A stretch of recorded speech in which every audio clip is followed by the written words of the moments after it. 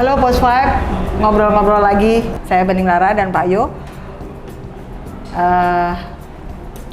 Pak Yo, aku tuh ya, akhir-akhir ini ya, aku tuh dekat sama temen ya. Nah, Pak Yo jadi gini.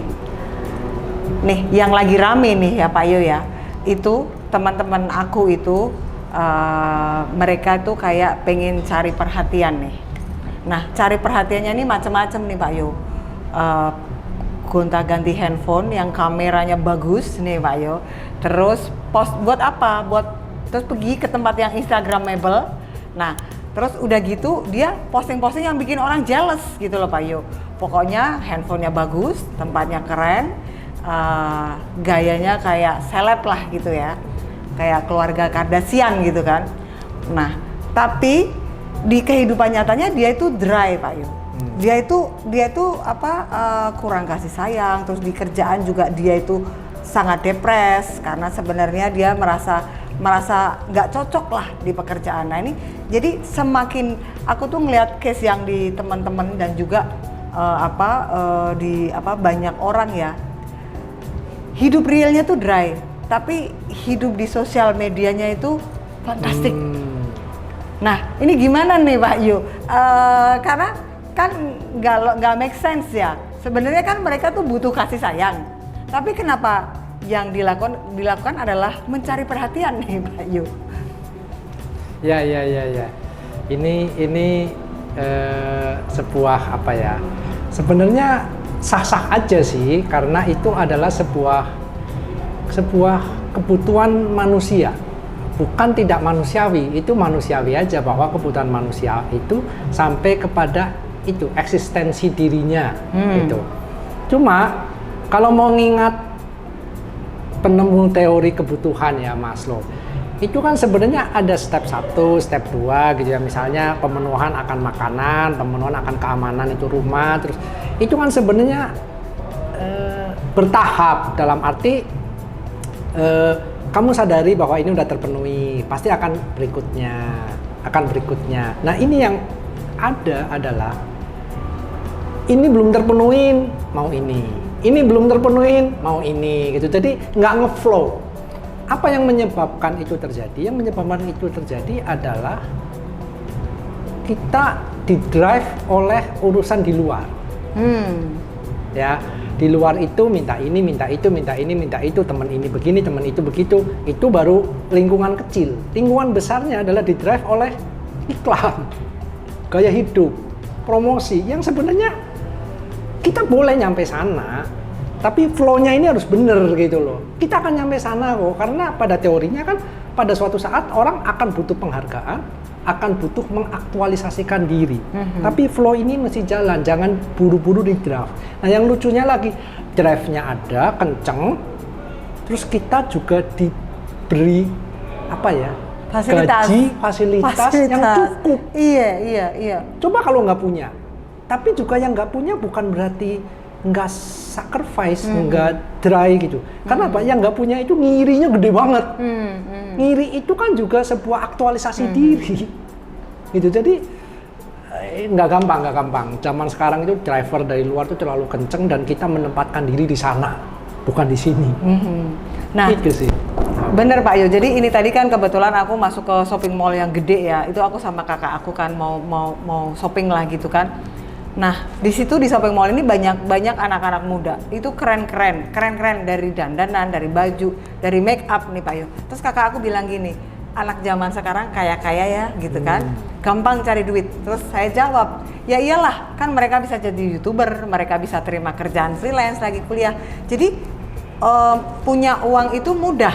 Nah, fasilitas inilah yang membuat semakin mampu tadi gonta-ganti handphone, terus pergi ke hotel atau resto cafe yang keren-keren, yang mungkin itu sebenarnya mereka nggak butuh Pak Yo, karena kan kita ke cafe itu ya sebulan sekali sudah cukup lah.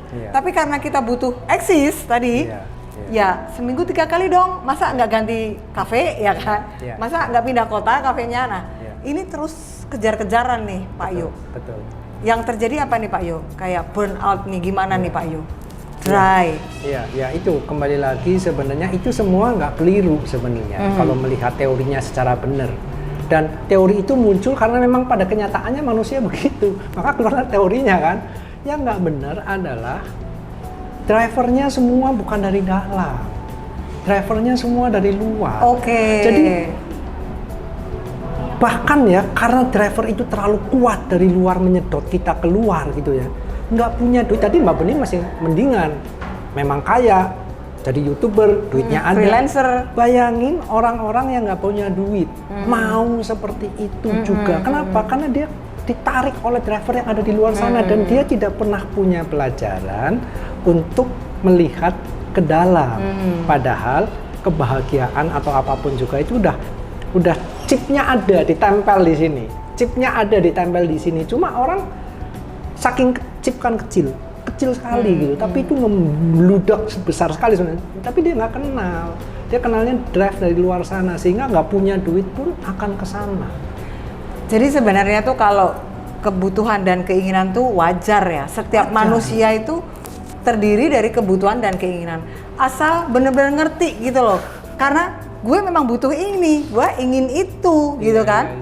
Nah ini kan butuhnya aja dia nggak tahu. Inginnya itu ikut-ikutan, ya kan?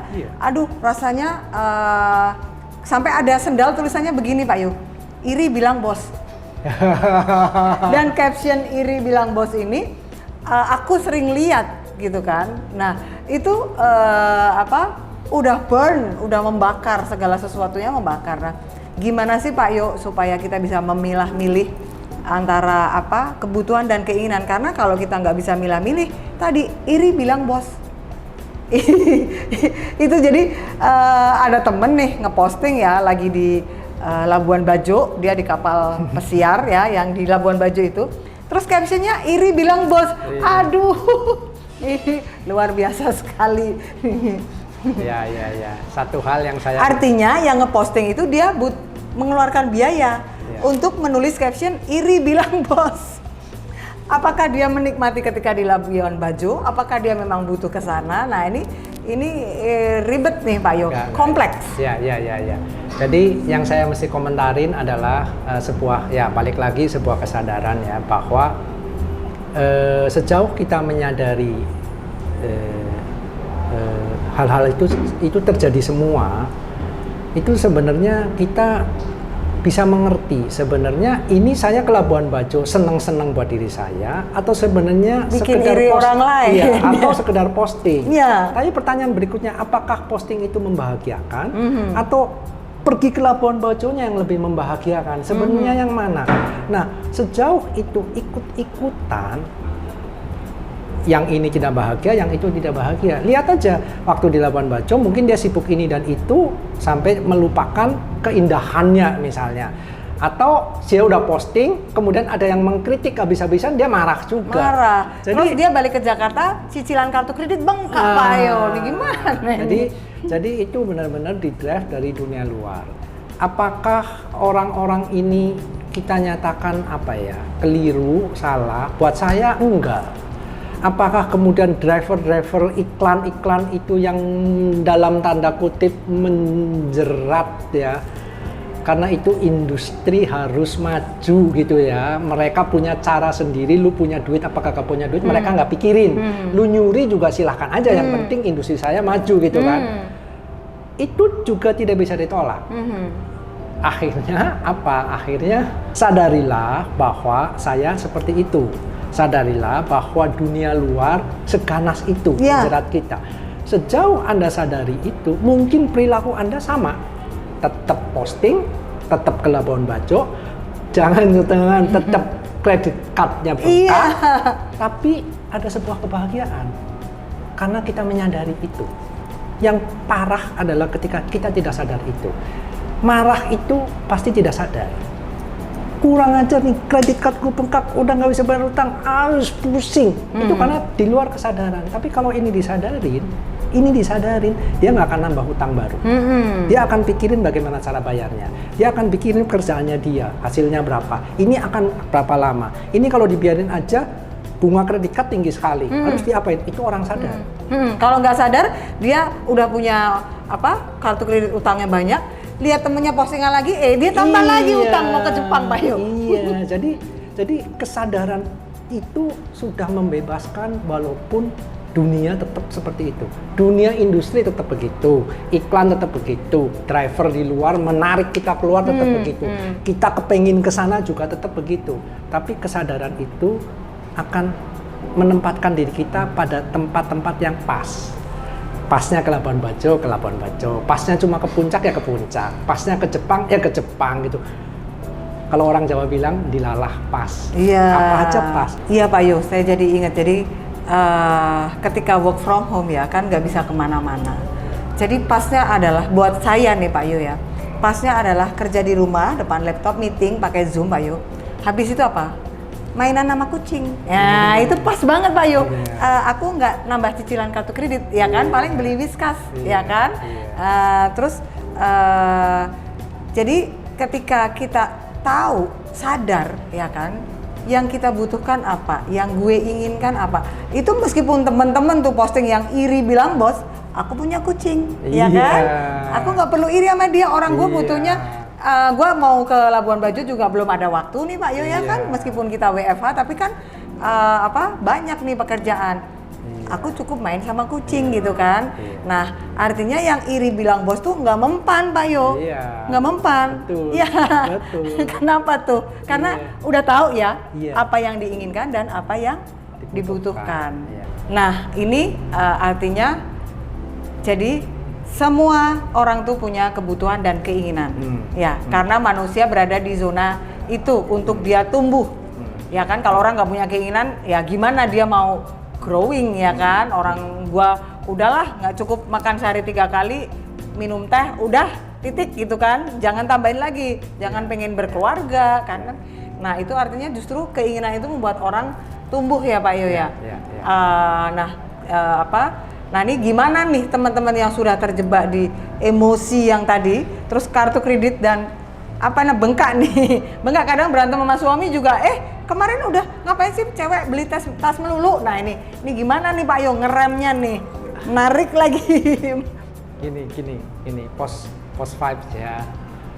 Saya coba sampaikan antara kebutuhan dan keinginan. Ini nggak bisa bilang nggak boleh punya keinginan, cukupin kebutuhanmu saja. Menurut saya nggak bisa. Hanyut di dalam keinginan, lupa kebutuhan juga itu rusak. Dua-duanya diperlukan dan asiknya nih Mbak Bening ya. Keinginan itu selalu menyenangkan. Namanya juga ingin, pasti sesuatu yang kita sukai. Terus satunya lagi namanya juga kebutuhan. Yang namanya butuh itu kok kesannya wajib ya. Jadi gimana ya? Pasti milih yang ingin lah, yang seneng lah, yang suka lah. Itu wajib sih gitu. Nah, rahasianya nih ya adalah bagaimana mengcombine kebutuhan dan keinginan blended. Jadi yang namanya kebutuhan saya adalah kesukaan saya. Sehingga saya ada di dalam kebutuhan yang saya inginkan. Bukan ingin sendiri, butuh sendiri. Ini makin ingin ke sana, makin butuh ke sana, ini splittingnya masih jauh. Makin susah. Jadi ingin dan butuh itu mesti bersatu. Jadi yang wajib jadi sebuah kesenangan, yang senang jadi sebuah kewajiban. Iya, jadi bener banget nih post vibe. Ketika kita harus pinter-pinter nih ya, Pak Yo ya, antara kadang kita harus kontemplasi nih, karena ini nggak gampang nih, nggak gampang di dunia sosial media yang bertaburan bintang di luar sana. Sedangkan kita ngerasa kita remahan micin gitu kan. Nah nih jadi kontemplasi kalau mau ganti handphone, mau beli apartemen baru, atau mungkin kalau mau beli hal-hal yang itu bukan cuma hanya masalah membeli. Kayak misalnya kita mau lihat teman kita kerja di tempat yang lebih bagus, kita ingin, tapi mungkin kita harus lihat dulu kemampuan ya Pak Yo ya. Kita boleh melakukan keinginan kita setelah kebutuhan kita fokuskan, keinginan kita penuhi, tapi tidak tidak mengganggu, di blended itu di tadi. blended Iya. ya, dan jangan mengganggu permasalahan yang lebih besar gitu. Oke, terima kasih. Sampai ketemu lagi di obrolan Bening Lara dan Pak Yo. Mohon undur diri. Salam.